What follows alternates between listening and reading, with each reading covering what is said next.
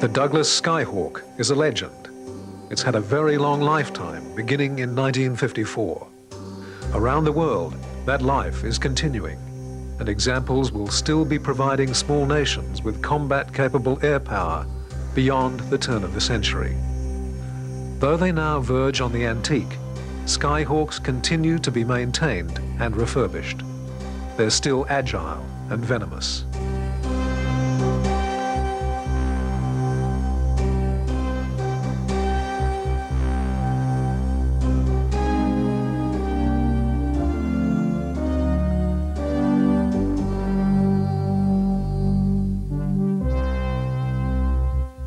The predominant thrust of aviation design since World War II has been for planes to become larger and more complex, to the point where some types have been virtually unmaintainable. The Douglas Company's designer, Ed Heinemann, was a man who understood this trend in aviation design and was deeply concerned about it. Not only were planes becoming expensive, they were becoming unmanageably big and complex. Operational costs multiplied in line with construction costs. Also, there were huge investments in training that were often lost, as these skills were in demand outside the armed services. Adding to this brain drain was the constant need to retrain personnel to keep abreast of technology.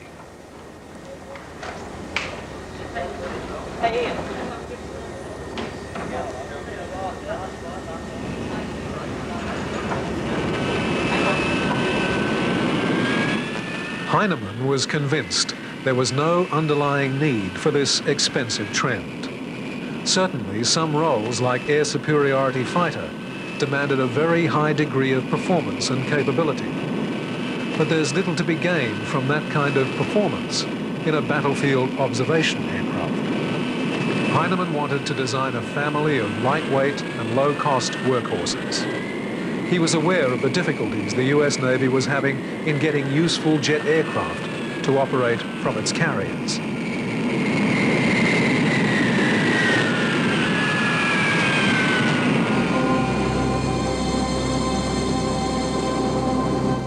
His humble little workhorse went on to a career that shows up some other very famous aircraft. Heinemann was right in most of his assertions. To a certain extent, the pursuit of low cost and lightweight harmed the aircraft in its initial form, but the airframe was an extraordinary success.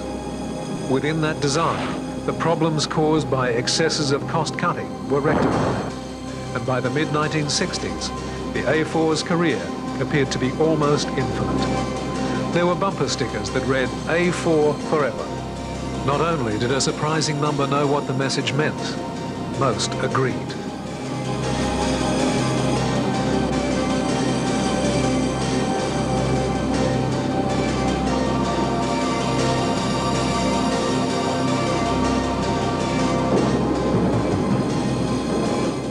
In January 1952, in a meeting at the Pentagon, Ed Heinemann outlined a concept for a lightweight carrier-based interceptor.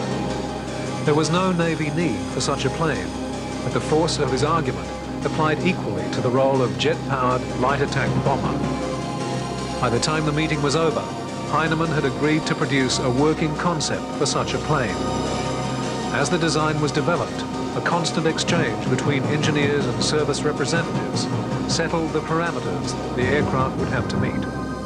On the 21st of June 1952, the US Navy formally issued a contract for production of prototype aircraft, designated A4D, with some very rigid specifications.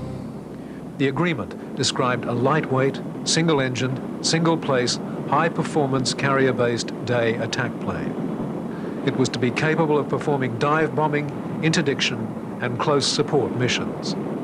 It would be capable of carrying either conventional or nuclear stores. The mission of these planes would be to strike sea or land targets with or without fighter protection. Prime objectives included simplicity of design, leading to ease of manufacture and maintenance. The aircraft would have a maximum speed of 500 miles an hour. It would have to be able to carry a 2,000-pound bomb load over a 460-mile radius, And most important, the aircraft would have to cost less than $1 million each. In the end, the requirements were all exceeded, and the first 500 aircraft averaged a cost of only $860,000. By October 1953, the A-4D design had been fully evaluated, and while the prototypes were being built, orders for 19 production models had been placed. Confidence in the soundness of the little plane was growing rapidly.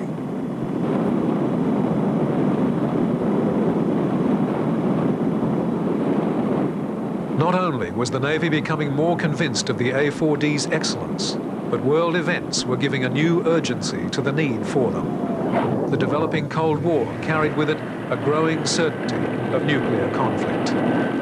The US Navy had a theoretical role as a prominent part of America's atomic capacity, but in reality was ill-equipped for the task. Its North American Savage bombers were of limited use, and of the designs available, only the Skyhawks seemed to have the necessary capacity. For a while, the impetus behind the plane became the tactical nuclear need.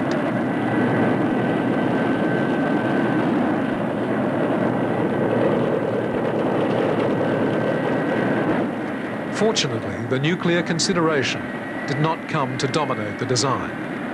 Far from a single-purpose plane, the Skyhawk emerged as a very versatile light attack aircraft. Central to the capacity of the plane were Ed Heinemann's philosophies. The plane was kept as simple as possible, with the nature of a particular mission, not the overriding consideration. For the future, the design could be changed or added to as new missions arose. The plane should be constructed in sections that could be easily disassembled for maintenance. To avoid weight, entire systems were deleted. By squeezing the plane down in size, it was small enough to fit on carrier lifts, which eliminated the weight and complexity of folding wings. By having the undercarriage retract forward, the need for a backup hydraulic system was eliminated. If the system failed, gravity and airflow would lower the wheel and force it into the down position.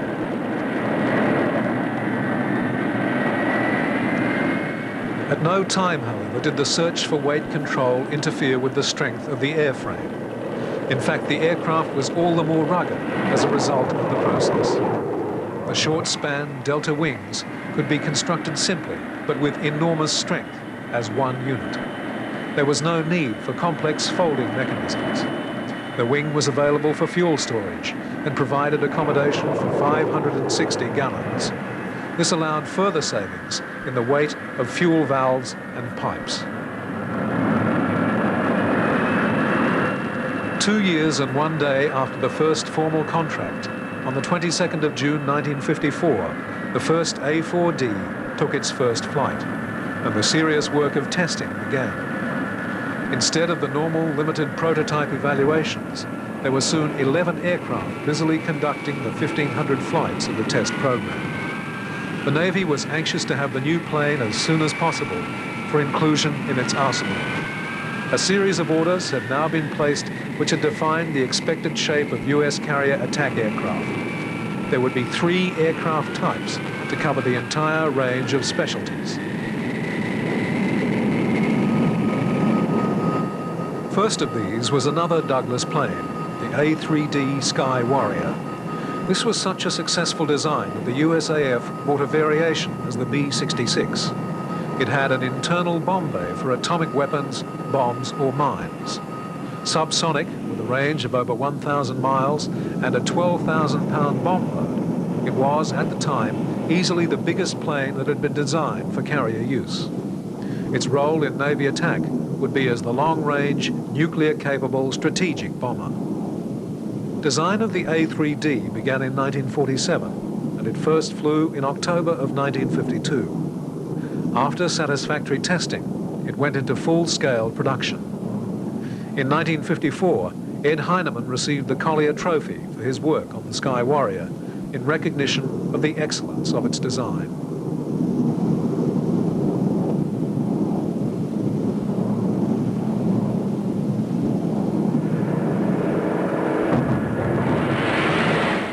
The second specialist was the Grumman tracker, designed for long, slow, anti-submarine patrolling.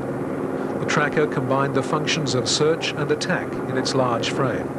It was elaborately equipped for its specific task.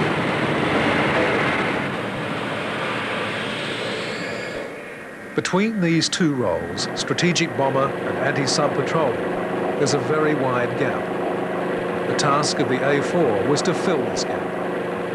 Another Douglas classic, the redoubtable AD, was doing the job at the time. Despite its phenomenal lifting power, long range, and indestructible ruggedness, the AD was seen as a piston-powered dinosaur that needed replacing. Perhaps the Navy's only disappointment with the A-4 was that it never did actually replace the AD. The two planes ended up complementing each other right through to the Vietnam War.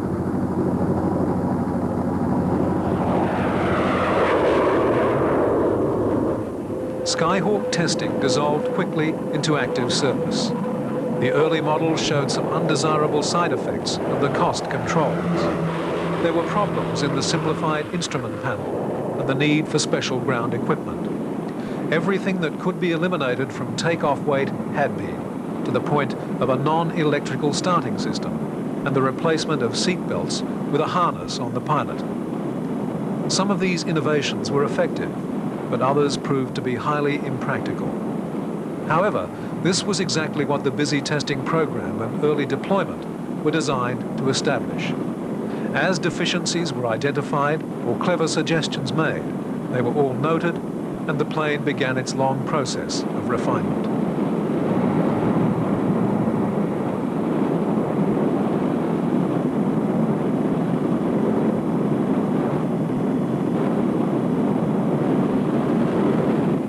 In addition to aircraft, Ed Heinemann is famous for a large number of other developments. Quite a few of his refinements were either designed for the Skyhawk or were incorporated into it at some stage. Among them were innovations in bomb racks, in-flight refueling, the streamlining of stores shapes, and a continuing refinement of ejection systems. The initial ejection mechanism for the Skyhawk weighed less than half the standard equipment of the day. Later, Heinemann's team would refine ejection to a system which worked safely with the aircraft stationary on the ground. This became standard on later Skyhawks. His contribution to aviation is enormous.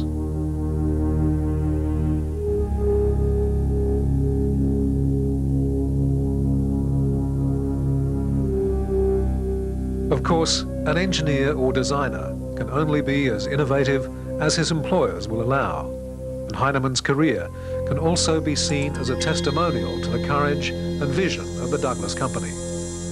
The company was richly rewarded for its support. It was one of the most successful aviation companies of all time because of its capacity to gamble on development. Sadly, the gambling eventually destroyed the firm when it became overextended in its fleet of jet airliners. By the time this happened, it had written a huge amount of aviation history. The A4D1 quickly gave way to the A4D2, which incorporated a number of changes to overcome problems in the original aircraft. From that point, variant Skyhawks would multiply, with retrofitting of improvements to older airframes, and the continuing process of development leading to new types, and further retrofitting and specialist subtypes, there came to be no standard Skyhawk. This was compounded by the unexpectedly long life of the individual airframes. The A4D2 first flew in 1956, with 28% of the structure altered. In 1958 came the next model. Even before that first flight, another 2 versions had been developed and dropped, and a fresh major variation was being prepared. It would fly for the first time in 1961. On the 18th of September 1962, all American armed services adopted a new method of aircraft designation. After deliberation, the A4D family became the A4 family. Variants would now be specified by suffix letters. The A4D1 became the A4A, and so on. The A4D designation was skipped to avoid adding additional confusion. By then, there were 4 models in operation, with a range of refurbished variants wearing other standards of equipment.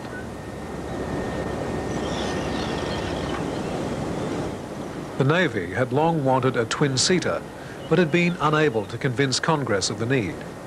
Navy submissions asserted that a twin-seat A4 would be ideal for advanced training, navigational training, in-type training, and some combat requirements, but to no avail. Eventually, the course of history intervened. The Vietnam War broke out, and the need was acknowledged. If nothing else, a trainer would release combat-prepared single-seaters for conflict. In 1964, approval was given for construction of a twin-seat TA4E version.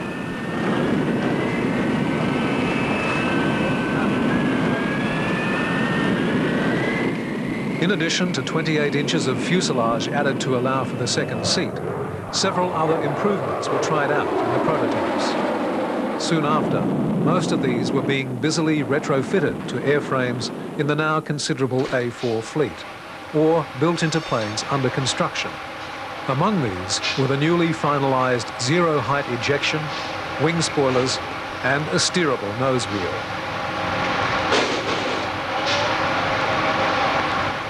The twin-seaters were developed from the A4E model, which had been refined because of a basic shift in policy away from reliance on the nuclear deterrent. The US had been confronted by the Soviet Union, but now there were myriad small uprisings around the globe. These were sponsored by the Soviets, but they were not arenas for nuclear weaponry. Iron bombs and guns were not as out of date as had been believed.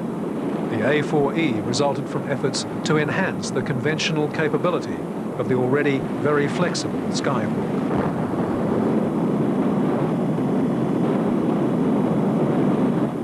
Entering service in 1962, the new model and the further spate of refurbished predecessors which followed it were on hand for the challenge that arose. From the Gulf of Tonkin incidents onwards, the A4 became part of the heroism and horror of the Vietnam War.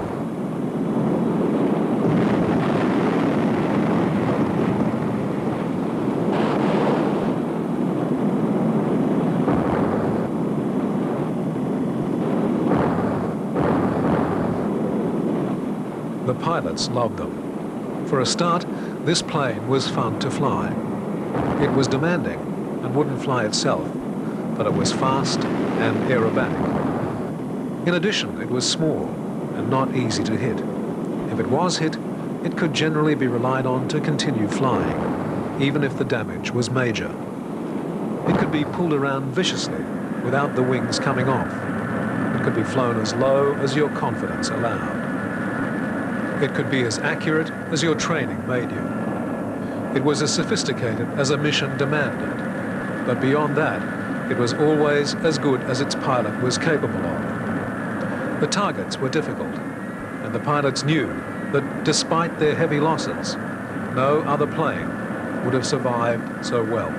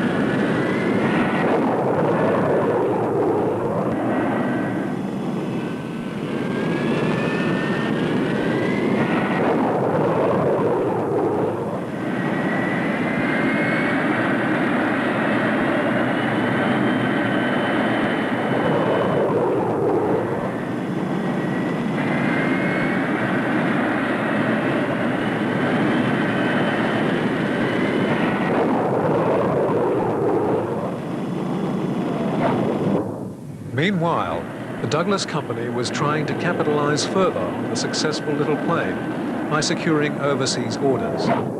In the course of sales campaigns, Skyhawks demonstrated their ability to operate from the small decks of Canadian and French carriers. However, despite successful demonstrations, Douglas secured very few foreign sales for carrier A-4s. The offer developed for Canada led Douglas on a long search to find a buyer for a re-engined NATO variant. For a variety of reasons, a succession of decisions went against the Douglas sales drive. Few countries operate carriers, and some, like France, have their own fairly aggressive aircraft manufacturers. With this and other factors to contend against, the foreign sales efforts were only occasionally successful.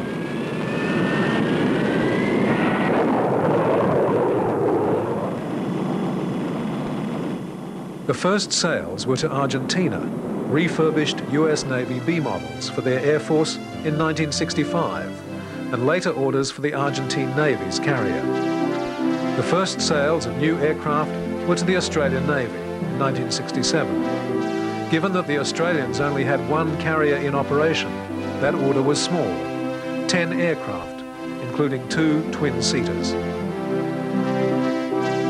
When the full order was ready, the Australians sailed their carrier into San Diego and picked the planes up.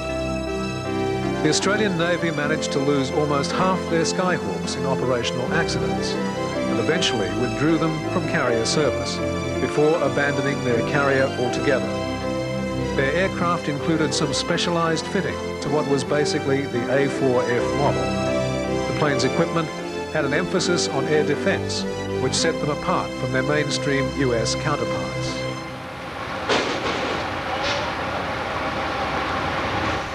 Another customer was New Zealand. They didn't have a carrier, but the New Zealanders could spot a bargain. They're still refurbishing and maintaining their Skyhawks, and are also negotiating to buy up more airframes. Like Singapore and Israel, they have reveled in the performance and durability of the plane. They've seen the advantage of keeping them available and updated as potent specialist weapons in any modern context.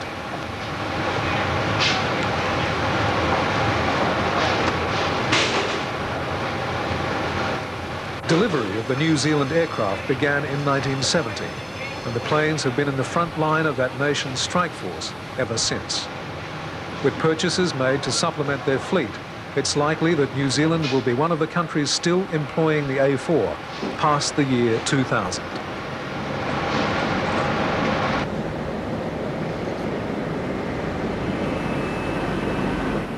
Other countries to have bought the A4 are Indonesia, Kuwait, Malaysia, Singapore and Israel. The aircraft of Kuwait, Argentina and Israel have all seen active combat, with mixed results. The Iraqi assault overwhelmed the Kuwaiti forces, and the Argentinians sent their planes on virtual suicide missions against the British in the Falklands. The Israelis, with a larger, better-trained air force and a balanced mix of aircraft types, found the A4s well and flexibly suited to their needs. Only the USA has operated A4s in combat from carriers.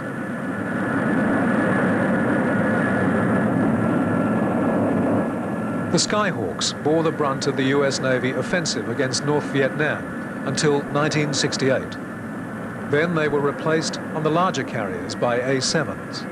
The A4s continued in action, operating from the older carriers and with the Marines, right through to the end of US involvement.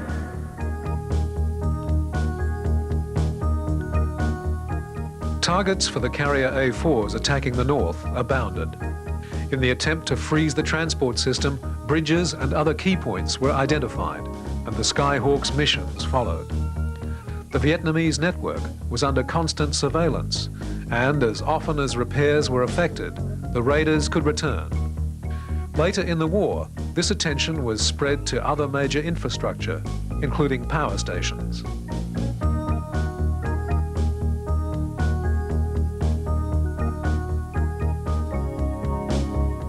The A4s flew strike missions against targets that were obvious key points and therefore well defended. They also flew ground support attack missions, which tended to expose the aircraft to concentrations of ground fire. Because they were there all through the conflict and flew such a large percentage of combat missions, it's not surprising that more A4s were lost in Southeast Asia than any other carrier-based type. They accounted for nearly 37% of Navy combat losses and 36% of marine losses. A total of 266 Skyhawks were lost in combat.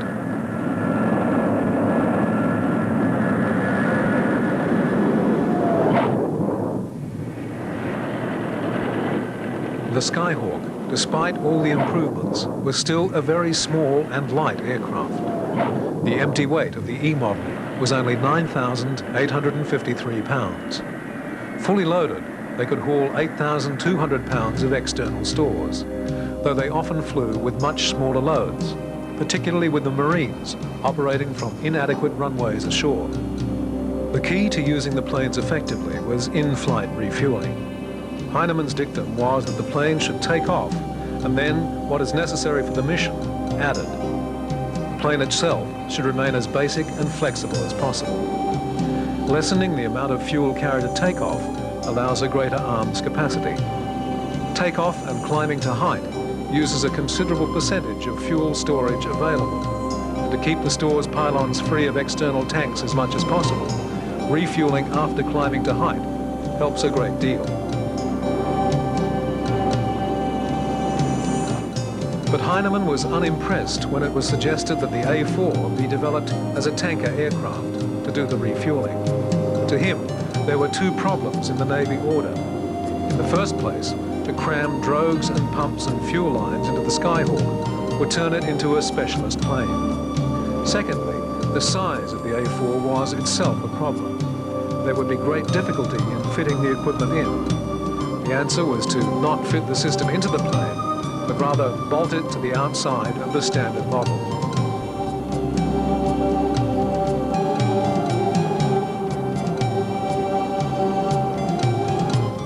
With typical ingenuity, the Douglas team designed a streamlined 300-gallon refueling tank, which could be suspended from the bomb rack hardpoints. The tanks were designed to operate independently of the aircraft's power sources.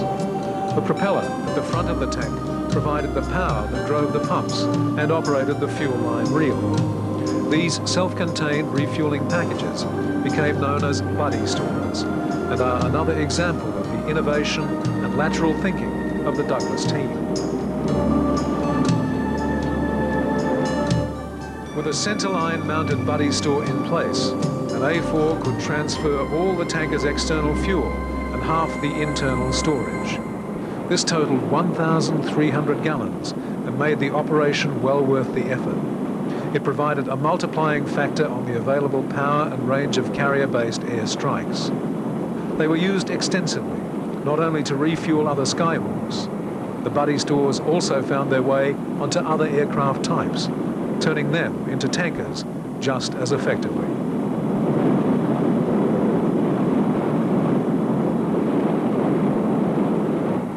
The Skyhawks had served the Navy well, but because of their limited load and other considerations, a decision was made to replace them with the new A-7s, which could carry roughly twice the load. However, the A-7 Corsairs were only adapted to the large carriers, as they were over twice the size of the Skyhawks. While the A-7 was an excellent aircraft, there were many who questioned the wisdom of abandoning the A-4s, which were obviously still more than capable of their tasks. However, the decision had been made in 1963, and the phasing out of the A-4 from Navy duties commenced at the height of the war, progressively restricting their operations to ships that were too small to use the Corsairs. Not only were there voices in the Navy questioning the decision to replace the Skyhawks, there were voices in the Marines which flatly refused to accept the Corsair. As far as the Marines were concerned, the A-7 was unable to operate effectively on the rough, short-forward airstrips. They cost too much and were equipped with mission capability that had nothing to do with the job in hand. Thus, the Corsair was of no interest to the service. An A-4 would drop the last Marine bomb of the Vietnam conflict. The Marines were pleased with their Skyhawks and considered that the little planes were more than coping with the tasks allocated to them. They decided to stick with the plane, but now that they had their preferences, they ordered several improvements. A 20% more powerful engine was the first change, along with such improvements as greater ammunition storage, self-contained starting, a larger windscreen and canopy, and a drag chute to reduce landing length. The new model was designated the A-4M.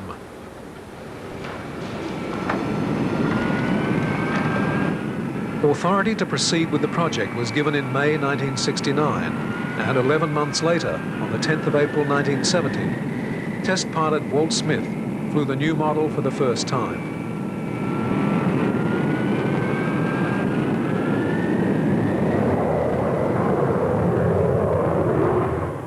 A distinctive change to the look of the plane was the squaring off of the tail to incorporate IFF equipment.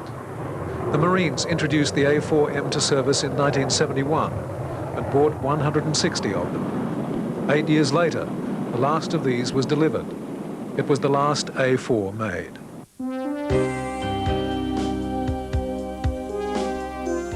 The Marines were not the only ones to stick to the Skyhawk. The Blue Angels Navy display team was another enthusiastic A-4 user. They flew the Skyhawk for 13 years, from 1974 until 1987. Ironically, by the time they started using the little plane, the Navy had stopped buying them. The last Navy single-seater had been delivered long before, in 1967. A full 20 years later, the Blue Angels finally parted with their beloved A-4s.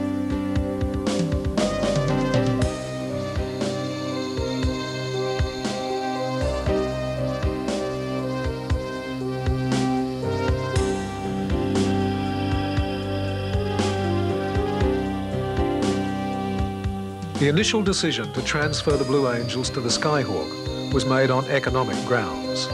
They required far less maintenance and burned far less fuel than their predecessor, the F-4 Phantom. The display pilots soon came to appreciate that here was a plane that was also far better suited to their work.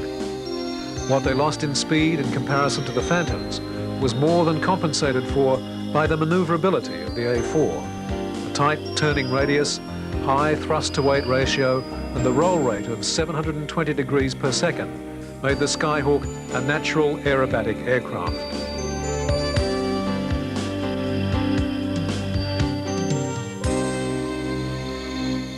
One Skyhawk virtue emphasized during their service with the Blue Angels was the low number of man-hours needed to maintain them. The display team could go on a 2-week tour of air shows with a maintenance crew of only 27 to service the 7 A-4s and the transport Hercules. With this small backup crew, the team flew about 80 shows a year. This was in a design that was 22 years old when they first started using it, and 35 years old when replaced by FA-18 Hornets.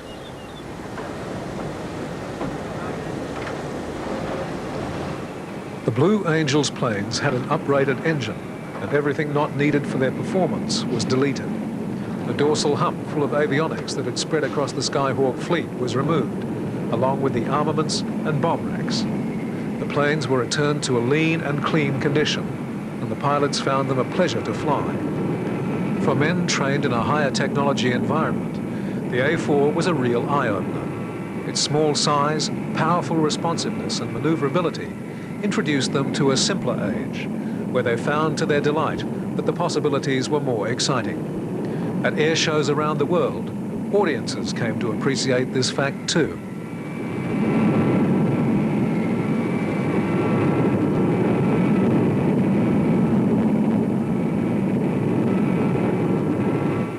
The rugged simplicity of the Skyhawk's construction was the factor that served to keep the weight and cost down in the original plans.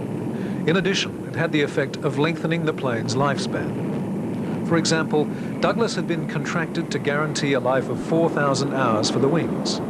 Experiments conducted on the wing during the Vietnam War showed a surprising result. Factoring in the excessive strain of combat loadings as established in Vietnam, tests showed that the wing was good for 15,000 hours, even if all those hours were flown at maximum combat stress levels. In normal use, the wing was virtually indestructible. The plane might have been simply constructed, but that simplicity hid an enormous amount of redundant strength. This not only made them last longer, but explained why they were taking so much damage and remaining in the air. It's also one of the factors which helped to explain the continued affection of the Marines for the Skyhawk.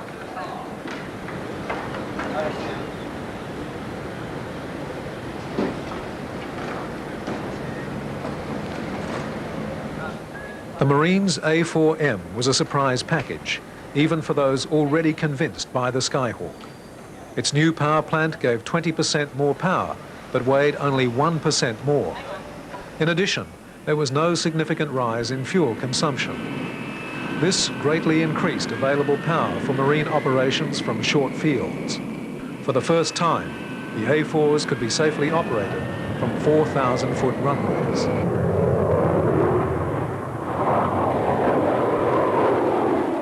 The new engine developed 11,200 pounds of thrust and allowed an increase in maneuverability, rate of climb and acceleration, greatly enhancing combat survival chances.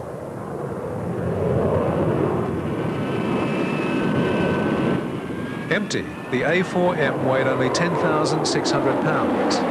Fully loaded, it was capable of takeoff at 25,500 pounds, including 9,100 pounds of all types of modern tactical armament. It was still only 40 feet long, and its wingspan a tiny 27 feet. As with other Skyhawks, its dimensions permitted it to operate comfortably on carriers without folding its wings.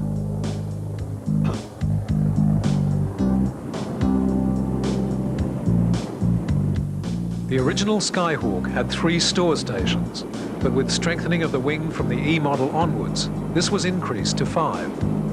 Another factor served to multiply this arrangement's effectiveness.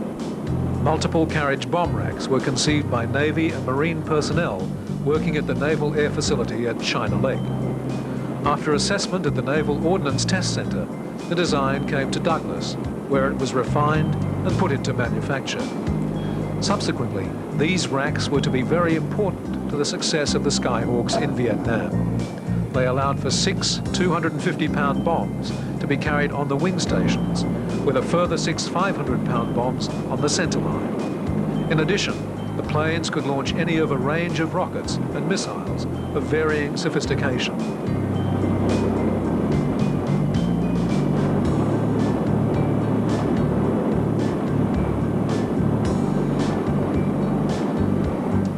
The M model gave the Marines what they'd wanted in ground attack and close support, and made quite an impression. Indeed, so noticeable was the new version that Israel, which had already been flying the A-4 since 1966, decided to buy a quantity for its own use.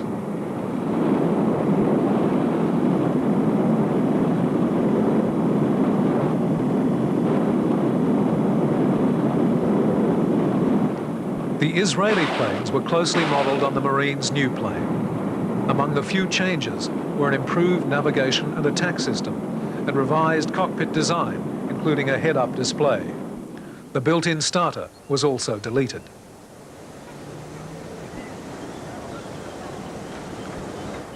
One of the aspects of the M model which had caught Israeli attention was demonstrated in a series of time-to-height trials which were conducted with the plane.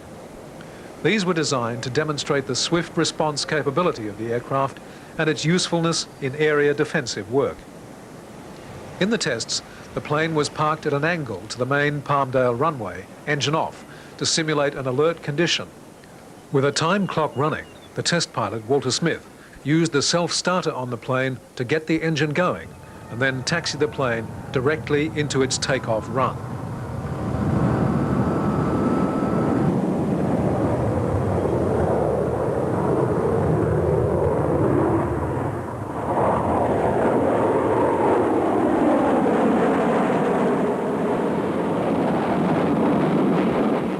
The aim was to take the plane from engine off and parked to 3,000 meters, nearly 10,000 feet, in less than 2 minutes.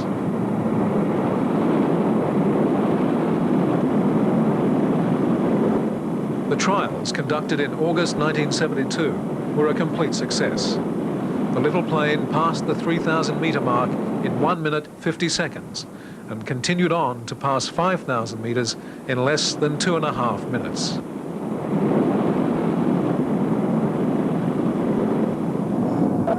Demonstrations like this served to emphasize the fact that the new engine had given the redoubtable bantamweight a new potency. On the face of things, this was a 20-year-old design, which should not have been still a contender. In reality, its longevity was one of the things that ensured its competitiveness. There were no bugs left to iron out. The plane's already good handling had been markedly improved, and its attack remained as powerful as the ordnance bolted to it.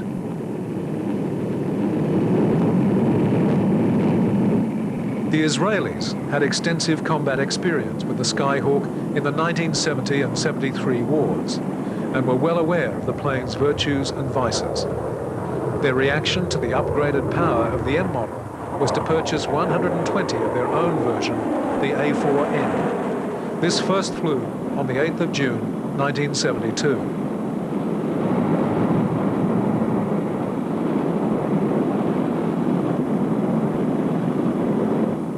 To further emphasize the changes in the plane, the Douglas marketers distinguished the M and N models as the Skyhawk II. Despite their best efforts and the merits of their product, there was to be only one further sale of new aircraft. This was to Kuwait, and their version has been cited as the most refined Skyhawk of all. That contract was approved in 1975. Though the fact would not be confirmed for another couple of years, the end of the production line was now in sight.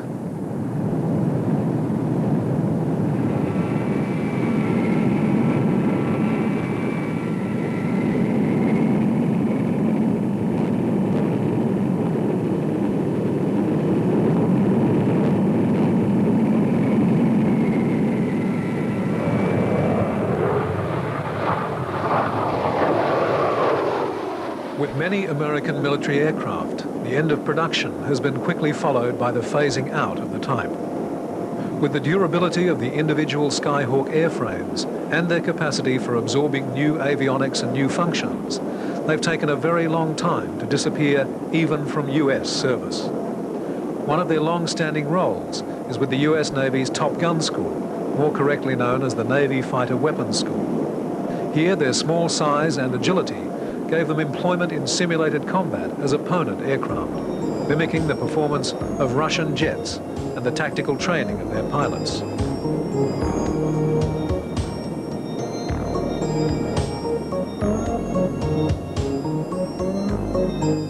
In many ways, they're ideal opponents for the new high-tech aircraft. In many places around the globe, the likely opposition will be older Soviet designs, as was the situation in Vietnam. Hopefully, unlike the situation at the outbreak of that combat, US airmen will already know how to take advantage of their enemy's weaknesses and deal with their strengths. The learning curve in Vietnam proved to be a costly exercise. Top Gun training has hopefully made such expensively sobering moments a thing of the past.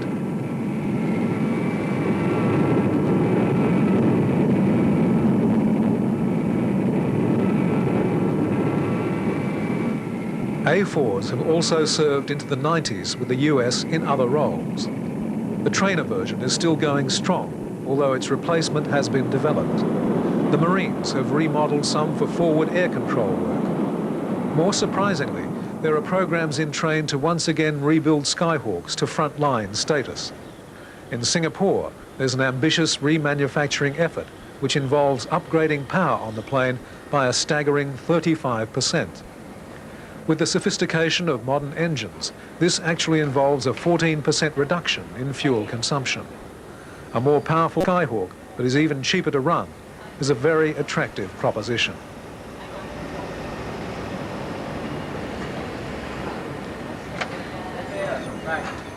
The 2000th A-4 was delivered on the 10th of July 1967. The last was handed over on the 27th of February 1979. In the end, 2,960 were built in a continuous production run that went for 26 years. In all, there have been 17 different models. The total was made up of 2,405 attack bombers and 555 trainers. If you measure a plane by how well it does its job, the Skyhawk presents a problem. It did many jobs. Then again, it did them all well. The Skyhawk series will be part of the world aviation scene for the coming decades. In the year 2002, it will be a 50-year-old design, but still going strong. It is assured of a highly regarded place in aviation history. It deserves the recognition for its success, and further, for the effect it has had on subsequent developments. Some would argue that in fact, it has not had as much impact as the lessons it taught warranted. Ed Heinemann once described the A-4 as just an honest, low-cost attack aeroplane that did better than it was intended. There are two ways to read this statement. Either Heinemann had very high expectations, or he had a remarkable gift for understatement.